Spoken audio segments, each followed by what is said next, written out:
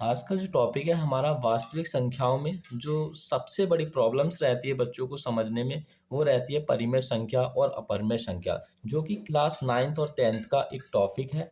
वास्तविक संख्याओं के अंतर्गत पढ़ेंगे हम परिमेय संख्या और अपरिमेय संख्या। तो आप बने रहिए मेरे वीडियो में परिमेय संख्या और अपरिमेय संख्या को ठीक से समझने के लिए।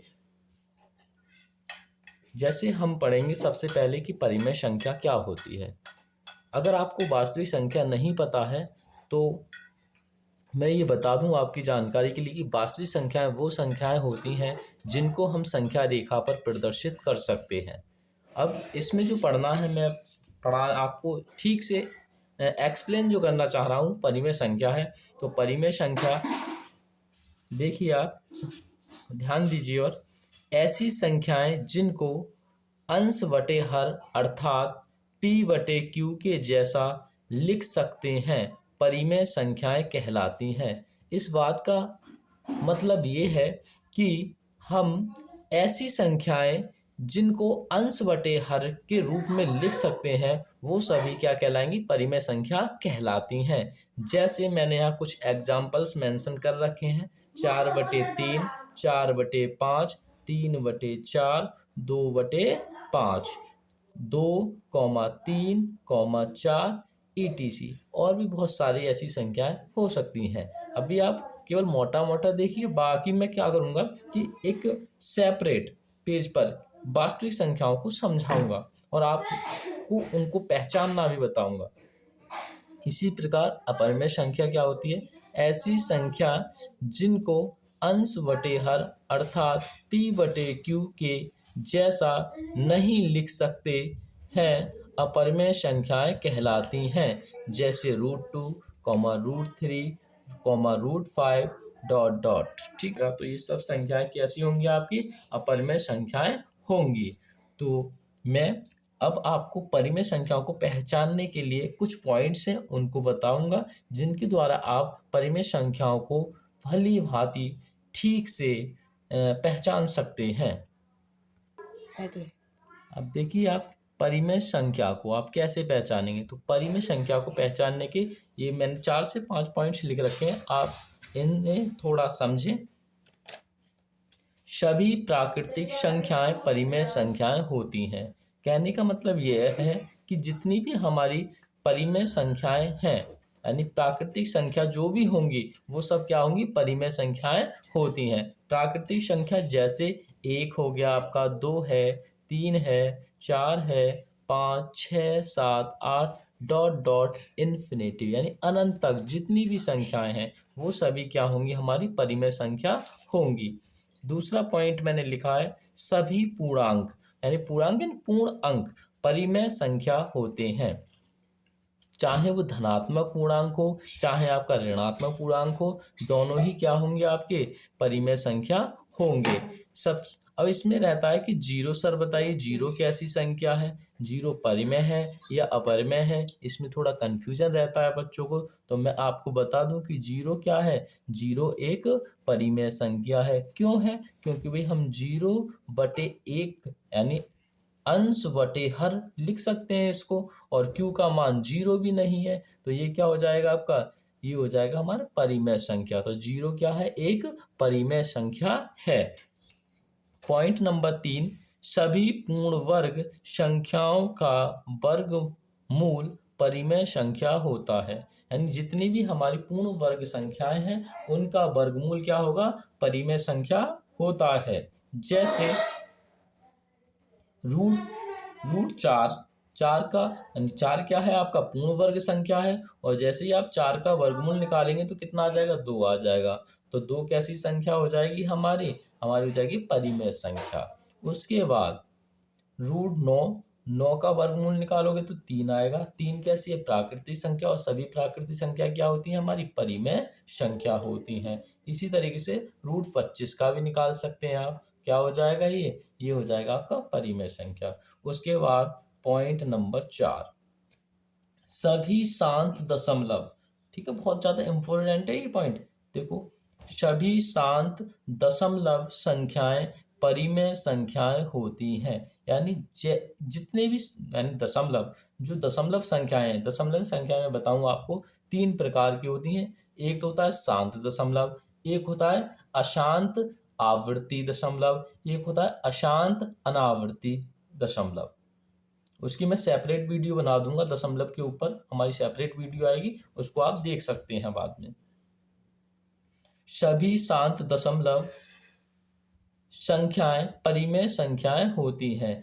जैसे 1.25, तो ये आप देख रहे हैं कि 1.25 जो है यहाँ क्या है, ये जो शांत दशमलव है, इसके बाद कोई भी अदर नंबर नहीं आया है, कोई दूसरा अंक नहीं आया, तो ये कैसा होगा, शांत दशमलव होगा। इस तरह 2.25 कैसा है, शांत दशमलव है। 1 यानी 1.24 कैसा है, ये शांत दशमलव है। तो जितने भी शांत दशमलव नंबर होंगे क्या होंगे, वो बेटा वो हो जाएंगे हमारे परिमेय संख्या होते हैं।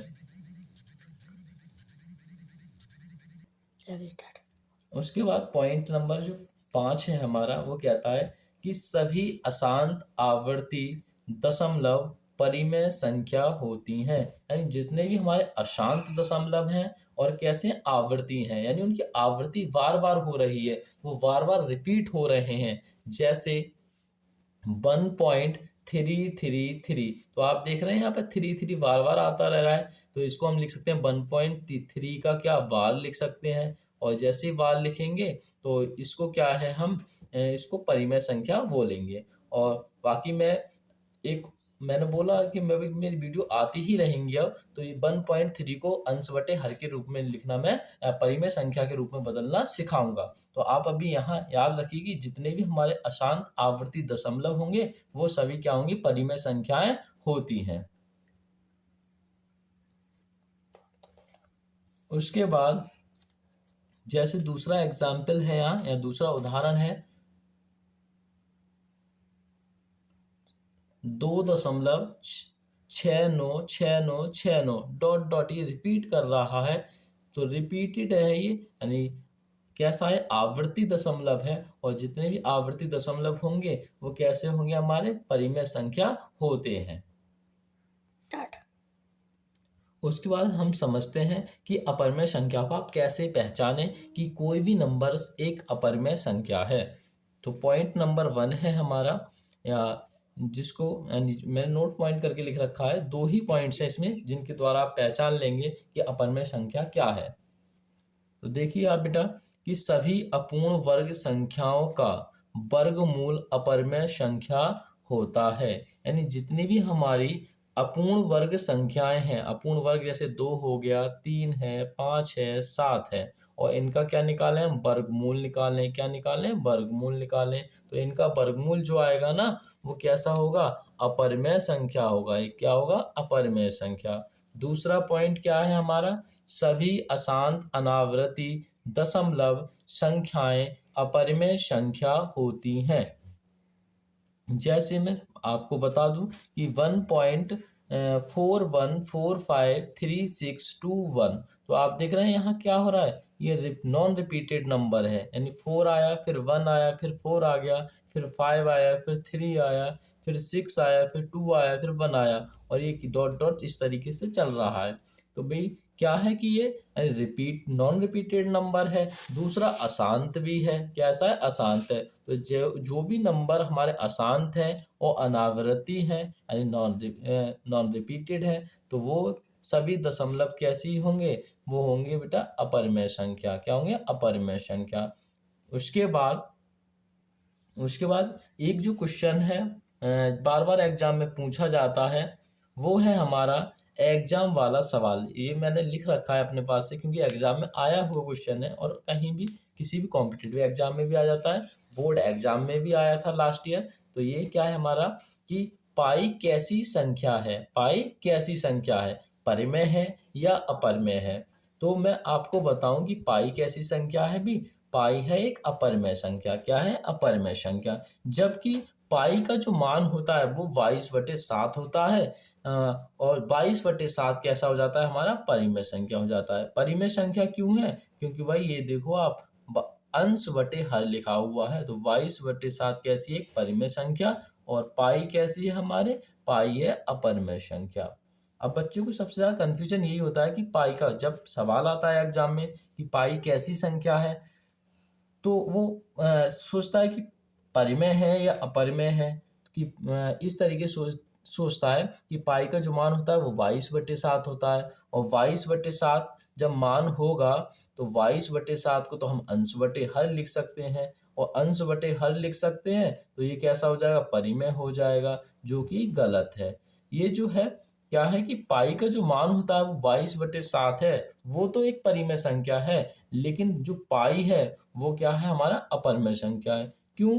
क्योंकि भी हम क्या करेंगे कि 22/7 को जब हम 22 के लिए 7 से डिवाइड करेंगे तो हमारे पास जो आएगा वो अशांत अशांत प्लस अनावृति। कैसा? अनावृति या नॉन रिपीटेड। कैसा? नॉन रिपीटेड नंबर प्राप्त होगा, जो कि एक कैसा होता है? जो कि हमारा होता है अपरिमेय संख्या। क्या होता है? अपरिमेय संख्या। ठीक है। वीडियो अच्छी लगी हो तो लाइक करें, सब्सक्राइब करें। और क्या भैया।